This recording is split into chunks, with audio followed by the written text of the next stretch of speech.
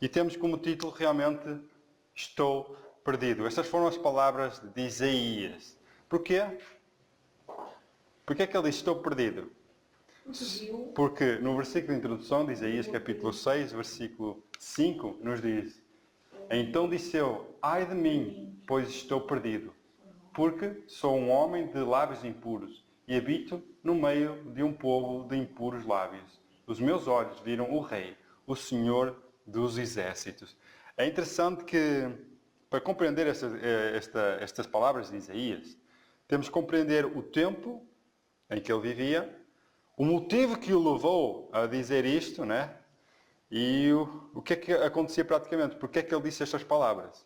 Então nós lemos Isaías, a introdução, mas o propósito disto o objetivo disto é compreender a nossa condição, desvaziar-nos de nós mesmos e recorrer à necessidade que nos falta, que é a Jesus Cristo. Ele é o único que nos pode contemplar. Então devemos olhar a Jesus para compreender a nossa situação. O objetivo é deixar o orgulho, deixar a presunção, a vaidade e ser humildes e deixar-nos conduzir pelo Espírito de Cristo e não por os nossos impulsos, nossas palavras, porque nós não somos nada. Foi exatamente isso a conclusão que Isaías chegou. Então, Isaías ele foi chamado assim muito novo para ser profeta, para ser consagrado profeta de Deus. E nós, para compreendermos isto, vamos viajar um bocadinho lá ao tempo de Isaías e ver a condição espiritual do povo de Israel, a nação e o contexto destas palavras. Então, no livro Verdade sobre os Anjos, nos diz assim: nos dias de Isaías, a própria idolatria já não provocava surpresa.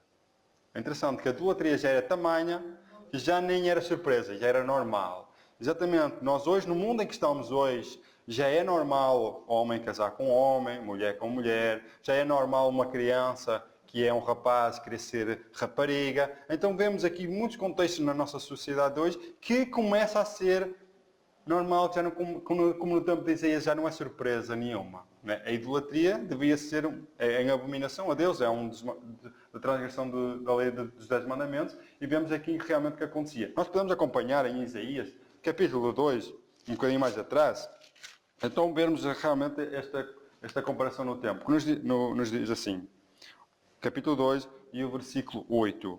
Também a sua terra está cheia de ídolos. Inclinam-se perante a obra das suas mãos, diante daquilo que fabricam os seus dedos. Então vemos aqui que a idolatria era normal, mas não natural. Atenção, era normal no tempo de Isaías. E Isaías, supostamente, como profeta, anunciava ao povo as suas transgressões, os seus pecados, como profeta, levando-os ao arrependimento. Mas parece que aquelas palavras não tinham impacto. Isaías ele pregava, ele anunciava a mensagem para as pessoas se arrependerem, para se voltarem para o Deus, porque ao fazerem isso estavam a provocar a ira de Deus. Mas parece que a mensagem não tinha impacto algum. Isaías ele anunciava os pecados do povo de Deus, mas isso infelizmente já era uma coisa que normal, ser pecador, normal, nos tempos de hoje normal, comermos o que quisermos, comportarmos como quisermos, querer a ideologia de género como aceitarmos. Bem, a liberdade tornou-se normal, sem, como nos diz aqui, surpresa. Então, as práticas iníquas tinham-se tornado tão predominantes entre todas as classes que os poucos que permaneciam fiéis a Deus eram, não raro, tentados a perder o ânimo, dando lugar ao desencorajamento e, por fim, desespero. Parece que havia aí uma separação. Todas as classes já praticavam isso. E aqueles que realmente eram fiéis a Deus, que queriam se desviar disso, eram motivados, né, influenciados praticamente a perder o desânimo, a dizer que pregar para quê? Vir à igreja para quê? Falar de Deus? Ninguém quer. As igrejas estão vazias, as pessoas não querem saber de Deus. Então, parece que a comparação do tempo de Isaías é exatamente a mesma coisa para agora. Porquê? Porque as pregações não têm poder. Então vamos lá viajar ao tempo, vamos tentar compreender a visão de Isaías, porque isto foi uma visão. Nós no capítulo 6 vamos tentar compreender. Então vamos lá ver a visão no Isaías capítulo 6, versículo 1, 2 e 3. Lembrando que Uzias era o rei de Israel, ele morreu com lepra. Sabemos que em Uzias, lá, se formos a 2 Crónicas, no capítulo 26, a partir do versículo 16, Uzias ele Ele exaltou-se a ponto de entrar no lugar santo, não no lugar santíssimo, no lugar santo, para queimar incenso. Um trabalho que era só dado aos sacerdotes. Eles eram consagrados para esse ato. Mas Uzias, o rei, que foi fazer isso e acabou por ser, isto é, cair sobre ele a ira de Deus e ele ficou com lepra. Os irmãos depois podem acompanhar isso em 2 Crónicas, capítulo 26 e o versículo 16, 17, os irmãos vão ver esse relato lá acontecer. Então nós vamos agora aqui ao versículo 1, que nos diz assim: no ano em que morreu o rei Uzias, aqui fala Isaías agora, eu vi também ao Senhor assentado sobre um alto e sublime trono, e a cauda do seu manto enchia o templo. Serafins estavam por cima dele, cada um tinha 6 asas, com 2 cobriam os seus rostos, e com 2 cobriam os seus pés, e com 2 voavam. Versículo 3. E clamavam uns aos outros, dizendo: Santo, Santo, Santo é o Senhor dos exércitos. Toda a terra está cheia da sua glória. Isto foi o relato que Isaías contemplou. Isaías contemplou a adoração dos anjos ao nosso Deus. E vemos que a reverência era tanta que, segundo aqui o relato, diz que os anjos tinham 6 asas, os serafins tinham 6 asas, com 2 cobriam o rosto, com outras 2 cobriam os pés, e as outras 2 voavam ao redor do trono e proclamavam essas mensagens. Esta adoração, este hino, Santo, Santo, Santo é o Senhor dos exércitos. E diz que toda a terra está cheia da sua glória. Esta toda a terra cheia da sua glória é na redenção. Quando terminar a história do pecado, quando realmente a terra estiver cheia dos salvos, dos remidos. Então aí entra aquele versículo de Isaías. Mas vamos compreender porque é que foi dada essa visão a Isaías. Nos diz assim: foi permitido olhar para dentro, sobre o Santo dos Santos, isto é, no lugar santíssimo, onde nem mesmo os pés do profeta podiam entrar. Ali surgiu ante ele a visão de Jeová assentado em seu trono, alto e sublime, enquanto o séquito de sua glória enchia o templo. De cada lado do trono pairava serafins, a face encoberta em adoração, enquanto ministravam perante seu Criador, e se uniam em solene invocação. Santo, Santo, Santo é o Senhor dos exércitos. Toda a terra está cheia da sua glória. Depois de Isaías contemplar isto, o que é que aconteceu? Bem, as palavras dele, que é: ai de mim, diz ele, não é? Pois estou perdido. Não é? Vemos que Isaías, ele está perdido porquê? Porque ele reconheceu que a adoração dele aqui na terra não tem nada a ver com a reverência e a adoração no céu. E essa visão ficou gravada para sempre. Só a partir daí é que foi capacitado ele para pregar aquelas palavras, que era a mesma pregação, que tinha o tal efeito de transformar as pessoas, de despertarem essas pessoas. Então isso foi o que aconteceu com Isaías. E vemos que o profeta Isaías, ele ao contemplar tudo isto, ele reconheceu alguma coisa mal que nós precisamos reconhecer. Nós precisamos reconhecer isso. Sem isso, irmãos, não podemos ser instruídos por Deus. Diz aqui Isaías: quando o profeta Isaías contemplou a glória do Senhor, ficou assombrado e esmagado pelo senso da própria fraqueza e desvalia. Clamou: ai de mim!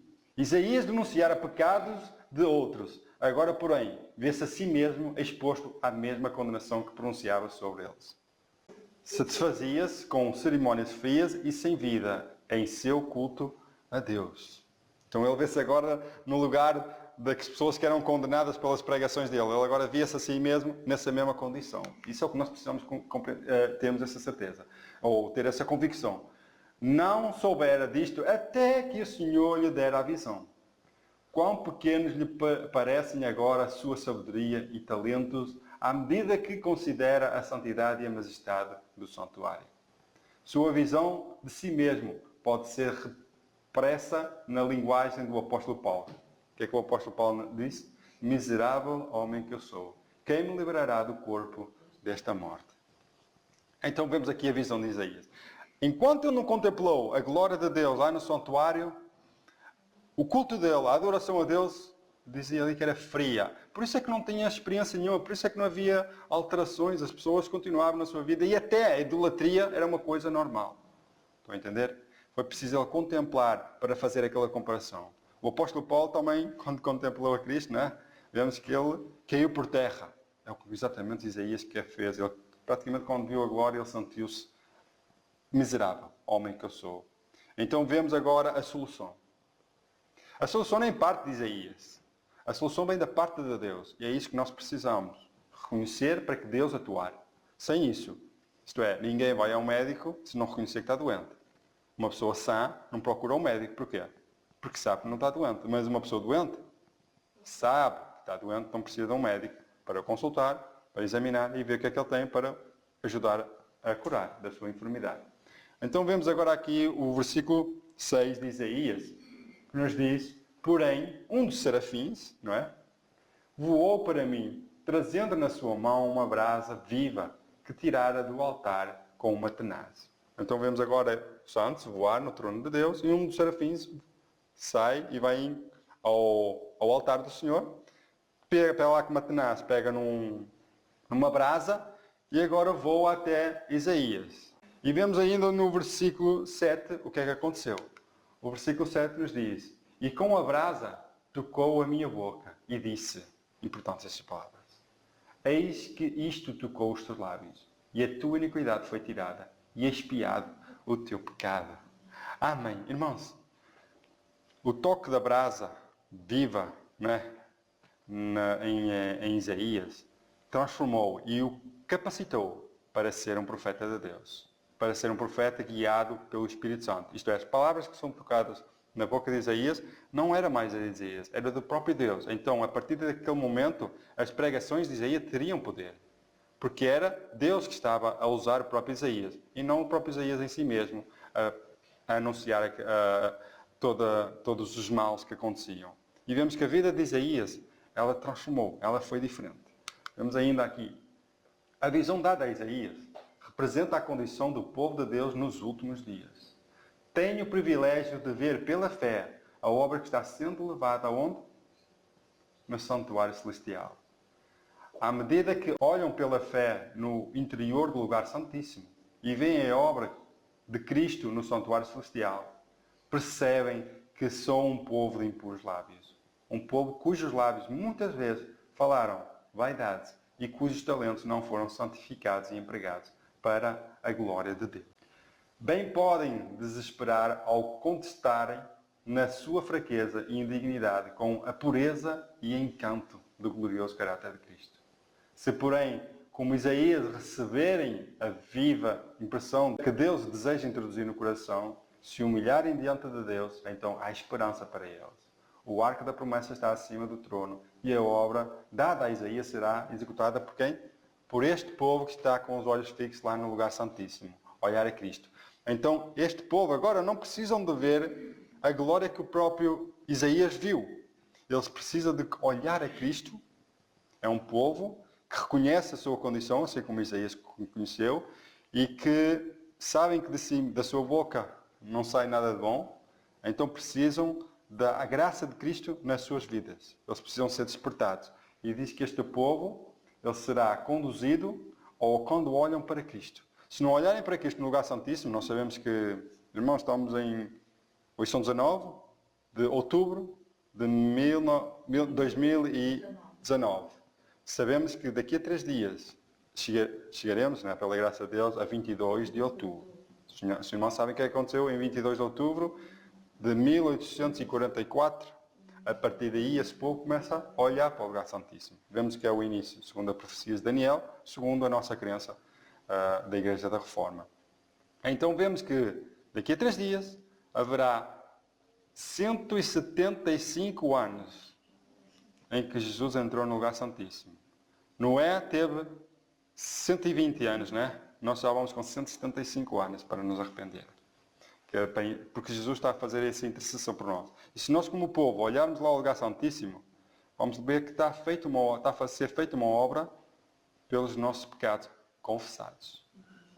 Então devemos olhar sempre para Cristo e para o lugar santíssimo para confiar em seus méritos e viver nesta vida já com a convicção que alguma coisa está a ser feita em nós, né? E a partir daí, Deus é que fará em nós essa transformação, porque estamos a viver de acordo com o parâmetro que Deus quer. É para nos preparar para a vida eterna. Então é a necessidade de um Redentor. Da escola sabatina fala a necessidade de uma expiação. Isso é que o povo precisa. Se o povo não sabe que é pecador, não tem necessidade de um Redentor, não tem necessidade de alguém que o salve, porque não tem essa convicção do pecado. Nos diz assim: temos necessidade de que a brasa viva do altar nos seja colocada nos lábios. Devemos ouvir pronunciadas as palavras que Isaías ouviu, que é: a tua iniquidade foi tirada e perdoado os teus pecados. Isso é o que Jesus quer fazer no lugar santíssimo. A brasa viva é símbolo da purificação. Se ela toca os lábios, nenhuma palavra impura deles partirá. Estão a ver a característica dos 144.000? Eles são irrepreensíveis na sua boca, não se achem enganam, porque eles são cheios do Espírito. Eles contemplam a Cristo. Aliás, está escrito que eles seguem o Cordeiro para onde quer que ele vá. Se Jesus passa o lugar santo para o lugar santíssimo, eles acompanham esse acontecimento. Eles estão sempre com os olhos postos em Cristo. E Cristo estará com eles, porque eles serão o seu povo. E a terra será cheia da sua glória. Então devemos receber o toque das brasas vivas na nossa vida, para que a nossa boca não se ache engano e porque as nossas palavras não sejam assim aquelas palavras ásperas de condenação, de presunção, enfim, aquelas palavras que a carne infelizmente toma posse. Então devemos receber, deixar que Cristo faça essa obra em nós. E é o que Ele pede, é o que Ele pede. Nos diz assim aí: o que houver recebido esse preparo será no mundo uma força para o bem. Suas palavras serão justas, puras e verdadeiras, repassadas de simpatia e amor. Suas ações serão justas, um auxílio e uma bênção para os fracos. Cristo lhe será, sem cessar, presente, regendo-lhe o pensamento, a palavra e a ação. Então, essas características que estão aqui, que essas pessoas serão justas, serão puras, verdadeiras, repassadas de simpatia e amor, isso é o próprio Cristo. Esse é o próprio Cristo, não somos nós. Porque se tirarmos Cristo, estas coisas nunca podem acontecer em nós. Então é o próprio Cristo que está a orientar todas as palavras, todas as ações. São pessoas que deixam o Espírito Santo trabalhar na sua vida. Então são esses os resultados. E podem ser uma bênção para o mundo, ser uma força para outros. É isso que Deus pede para nós. Foi isso que Deus quis transmitir a Isaías, para desviar o povo da idolatria e voltarem-se para Deus. E sabemos que Isaías foi um profeta muito privilegiado. Ele foi quem anunciou muitas profecias sobre Cristo. Uma delas é que Ele carregará os nossos fardos, o nosso pecado, o que nos traz a esperança. Os nossos pecados estavam sobre Ele, né? E vemos que Ele foi levado ao matadouro como uma ovelha. Ele foi levado como uma ovelha levada ao matadouro. Vemos lá que foi Isaías quem profetizou tudo isto. E ele realmente era Cristo quem conduzia todos os seus passos. Era Cristo quem conduzia praticamente a sua mão para escrever assim o livro de Isaías. E continuando, nos diz assim: Ele, Isaías, e nós hoje, né, devemos comprometer-nos. Como? Ele se comprometeu em vencer o orgulho, a cobiça e o egoísmo. Este é o nosso compromisso, irmãos. É o nosso compromisso. Isto não vai ser para ser do dia para a noite. Não é?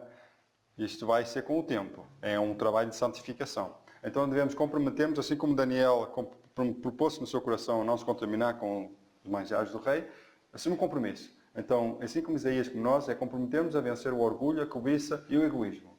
Ao procurar satisfazer esse compromisso, adquire força espiritual. Mediante diária comunhão com Deus, torna-se forte no conhecimento das Escrituras. Isso é importante.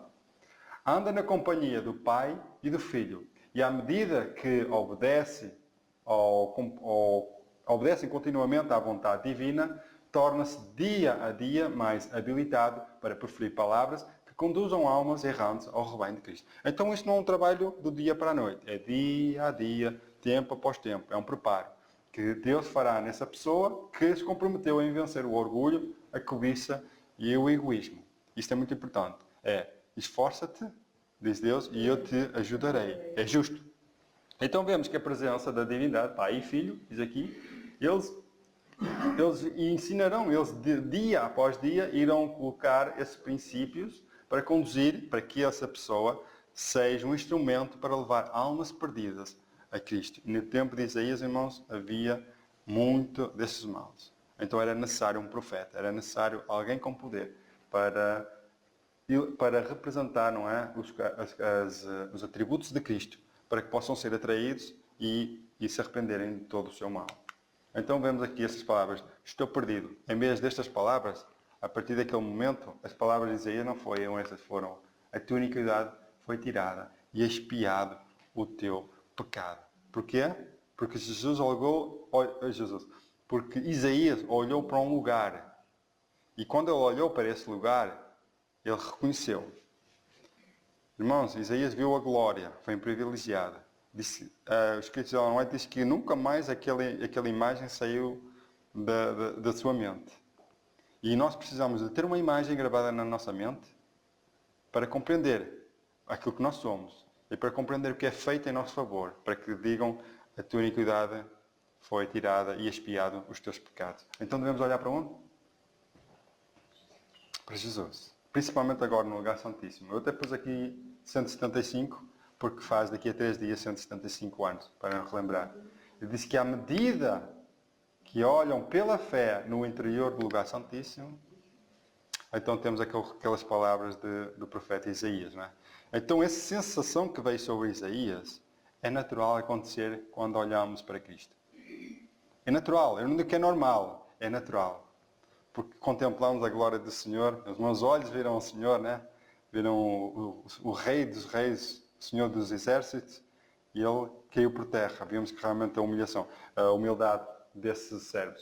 E vemos também que isso aconteceu com Jó, com Isaías, com o apóstolo Paulo, com João também. Os irmãos podem comparar aqui, diz, quando Jó ouviu do redemoinho a voz do Senhor, exclamou, por isso me abomino e me arrependo no pó e na cinza.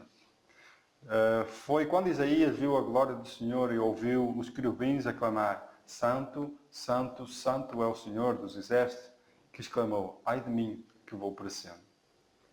Arrebatado ao terceiro céu, o apóstolo Paulo ouviu coisas que não era possível ao homem proferir e fala de si mesmo, como o mínimo de todos os santos. E também foi o amado João que se reclinou ao peito de Jesus e lhe contemplou a glória, que caiu como morto aos pés de um anjo. Isto é na visão de Apocalipse, quando João teve aquela visão. Então vemos que a necessidade é de nos humilhar perante Deus. É deixar contemplarmos a glória de Jesus e dizer, quem sou eu? Dizer como salmista, quem é o homem para que te lembres dele? E o filho do homem para que o visites? Essas palavras realmente elas têm valor quando nós vemos a Cristo. E dizemos realmente quem sou eu, o que é que eu estou aqui a fazer. Não é? Como o Jó achava-se, não é? Eu já tinha um bocadinho se achava um bocadinho injusto. Apesar de ser um homem temente a Deus, que se afastava de todo o mal, ele tinha ali uma aresta para limar ainda, para se tornar uma pedra viva no templo de Deus. A justificação própria é um bocadinho dura. E Jó lutou com isso. Então Deus começa a fazer perguntas a Jó. Já que és tão sábio, assim como dizes, tão justo, vou-te fazer umas perguntas. E responde-me se conseguires. Então Deus começa, onde estavas tu quando eu criei os fundamentos da terra? Onde estavas tu quando eu dei ordem às estrelas e por aí fora? E Jó disse, o que é que ele disse? Agora sei. Agora viu de maneira diferente. É isto que nós precisamos de ver. Nós precisamos de ver o que é que foi feito em nosso lugar. E precisamos ser libertados desta presunção, deste culto frio, assim como Isaías chegou à conclusão. Não pode haver exaltação própria, jactanciosa pretensão à libertação do pecado, por parte dos que andam à sombra da cruz do Calvário. Sentem eles que foi seu pecado, que é o causador da agonia que quebrantou o coração do Filho de Deus. E este pensamento os levará à humilhação própria. Os que mais perto vivem de Jesus, mais claramente discernem o que é a fragilidade e a pecaminosidade do ser humano. A sua única esperança está nos méritos de um Salvador crucificado e também ressuscitado. Então este é o motivo que faz com que este povo se humilhe. É olharem a Cristo e verem que foi o seu pecado que verteu o sangue do Filho de Deus, o Cordeiro de Deus que tirou o pecado do mundo. Então o motivo é o pecado. Todo o mal da história humana é o pecado. Todo o mal do orgulho é o pecado. E toda a solução para tudo isto é Jesus. Então devemos olhar ao lugar santíssimo e ver Jesus. O motivo por que condescendemos descuidadosamente com o pecado é que não vemos Jesus. Então, por isso é que pecamos. Por isso é que andamos de mal para pior. Porquê? Porque não olhamos para Jesus. Então, se não olharmos para Jesus, está tudo bem. Eu não preciso de médico, eu não preciso de um libertador, eu não preciso de um salvador. Não existe lei. E não é preciso todo este plano que está a acontecer para redimir a humanidade. Não precisam dele. Então acabam por se perder. E dizer essas palavras. Estou perdido. Irmãos, para terminar, os irmãos, para compreender, eu tenho aqui este livro de meditação. É um livro que os irmãos não sei se têm em casa. É um livro que eu faço algumas meditações. E tenho aqui uma meditação que chama muita atenção, baseado neste tema. Diz assim: a revelação do Filho de Deus na cruz, morrendo pelos pecados dos homens, atrai o coração da humanidade pelo poder do amor infinito e convence os ímpios do pecado. Cristo morreu porque a lei foi transgredida, e o homem culpado pode ser salvo da pena da sua enorme culpa. Mas a história provou que é mais fácil destruir o mundo do que reformá-lo, porque os homens crucificaram o Senhor da Glória, que veio para unir a terra ao céu e os homens a Deus. Então a única maneira de sentirmos que somos pecadores é olhar para Cristo e ver que Ele morreu por causa da transgressão da lei. E foi por causa dessa transgressão da lei que Ele veio a este mundo para unir o céu de novo à terra, que foi separado pelo pecado. E também vemos aqui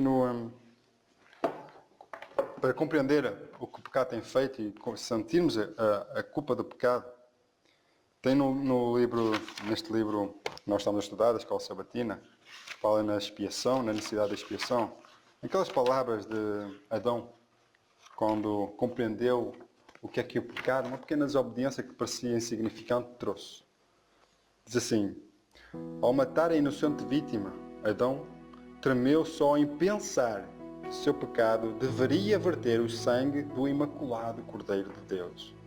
Essa cena deu-lhe uma intuição mais profunda e vívida da grandeza da sua transgressão. O que é que nós precisamos, irmãos? Assim como Isaías contemplou a glória de Deus, nós precisamos de apreciar cada ato, cada ferida que Cristo sofreu. Ele, antes de ser crucificado, ele foi açoitado. Ficou com o corpo quase transfigurado. Então ainda puseram uma coroa de espinhas na sua cabeça, onde foi ferido, onde foi crucificado nas mãos e nos pés. E ainda por cima espetaram-lhe uma lança no lado. Irmãos, nós estamos a imaginar, se nós estivéssemos lá para ver, se nós estivéssemos presentes a ver esta cena, eu acredito que a nossa vida seria transformada. O orgulho caía por terra, porque tudo isto foi feito em meu favor. O que Deus nos pede é para não pecarmos mais. É para que antes de condescender com o pecado, que o propósito é não condescender com o pecado, é olhar a Cristo. E que tudo Ele fez em nosso favor. Vamos nós continuar na nossa vida como se não tivéssemos pecado, como se nós precisássemos de um Salvador? Cristo vai voltar. Cristo quer agora preparar-nos para estarmos com Ele a vida eterna. Ele fez o sacrifício e hoje está a completar essa expiação, que é apresentar o seu sacrifício perante o Pai, para nos purificar, isto é, para transferir os nossos pecados confessados para Satanás, isto é, para o bode emissário, não é? E esse bode será então depois levado com os nossos pecados para, isto é, exterminar de uma vez por todas o pecado do mundo. E que Deus abençoe realmente a compreender estas lições e a olhar para Cristo. E vermos que nós não habita bem algum. E que a graça de Cristo, a justiça de Cristo, faça em nós aquilo que nós não conseguimos fazer. Que Deus abençoe. É a minha oração em nome de Jesus. Amém. Perdido eu na escuridão, foi que Jesus me achou. e com a luz do seu amor as trevas dissipou. Eu alegre vou na sua luz, pois Jesus agora me conduz. Desde que me achou da morte me livrou, ando sempre alegre, Cristo me salvou. Andando estou na luz de Deus, que doce comunhão, prossigo sempre com vigor, deixando o mundo vão. Eu alegre vou na sua luz, pois Jesus agora me conduz. Desde que me achou da morte me livrou, ando sempre alegre, Cristo me salvou. Lá face a face então verei Jesus o Salvador, que sobre a cruz sua vida deu por mim, vil pecador. Eu alegre vou na sua luz, pois Jesus agora me conduz. Desde que me achou da morte me livrou, ando sempre alegre, Cristo